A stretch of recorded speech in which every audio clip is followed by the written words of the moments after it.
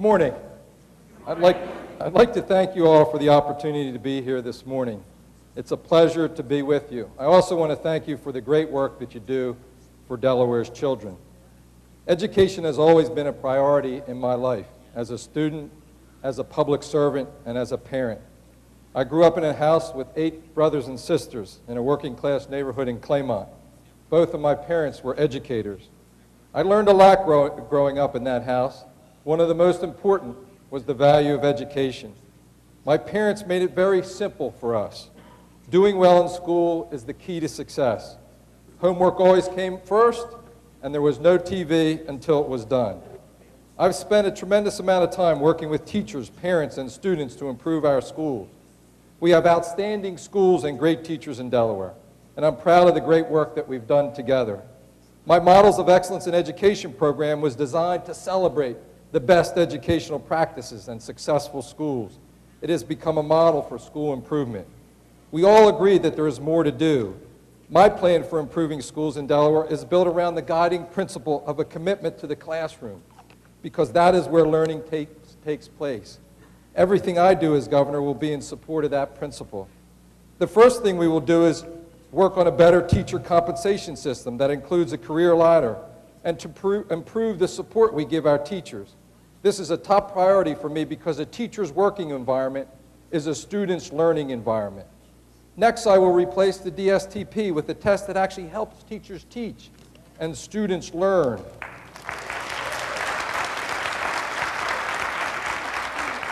We need a test that measures progress throughout the year, giving teachers access to data they can use to help their students.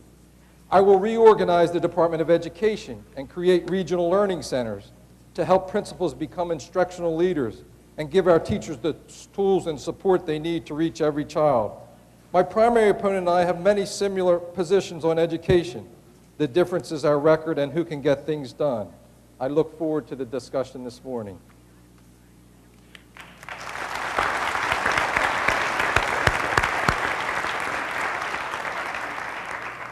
And now we'll hear from Michael Protack. Good morning, everyone. Again, thanks. I enjoyed your dinner last night. I didn't stay for the party, the early morning here.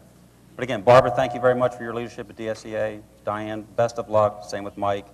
And the professional staff at DSEA has been very helpful. Howard, Jack, and Sandy have been just real gems. But let's talk about, this is a political year. As I've said often, DSEA every year is a political year, as it should be. As governor, I want to reach children. I want to change the way people are educated in Delaware. And I know it's literally impossible unless I reach out and work with you. I want to just not reform education, but transform it. The future is here. Let's not react. Let's offer something very bold, and let's do it. But I know, as governor, you're not king. You don't mandate things. You work with people. I will move heaven and earth to make sure 2 things happen. Every child's skills and talents will be developed, and those who have needs and challenges will also be developed. Something called true educational equal opportunity. It's doable. We've got great people like you in the audience and other professionals who want it to happen. We can do it. Like I said, I'll move heaven and earth to make sure those things happen, but also I will stand in the door and prevent anybody from abrogating, censoring, curtailing your collective bargaining rights. Whether it comes to pensions, health care, benefits, staffing, that's the world I live in. I know it well.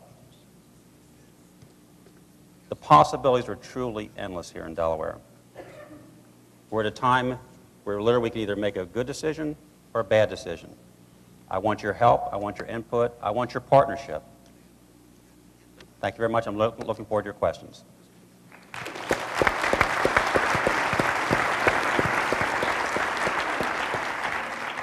And now Jack Markell. Well, I'm grateful to DSEA for organizing this debate and to each of you for the extraordinary work you do every day for our children. I have learned so much from you over the last several years. I've learned about professionalism and about your commitment to children of all ages and backgrounds. I've learned about patience, not just with students and parents, but also with the bureaucracy that too often takes you for granted. And I commit to you right now, my administration will be all about helping teachers and other school staff do what they do best, helping students learn. I will take your fight to the national level to cause a fundamental rewrite of the No Child Left Behind Act. It is a fatally flawed law. You know, it's amazing. I have not yet met a single parent or teacher who tells me that their hopes and their aspirations for children are wrapped up in scores on high-stakes tests. And we have designed an education system that profits test makers. Now we need an accountability system that benefits the test takers. And as governor, I will scrap the Delaware Student Testing Program, and I will replace it with an assessment tool that helps teachers improve student learning.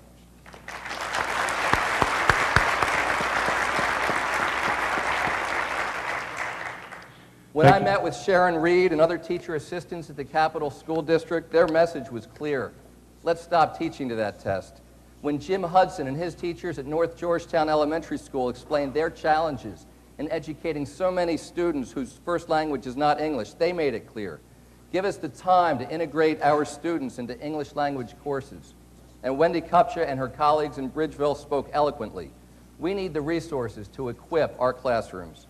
I have made a career of challenging the status quo, and we need a governor who's willing to do exactly that and ask the difficult questions.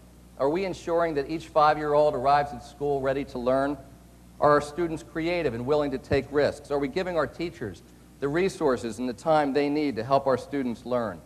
Are we ensuring that every student who could succeed in college has the opportunity to do so, regardless of his or her financial situation? These are the challenges of our time, and this morning, thanks to you, I'll put forth ideas to address them.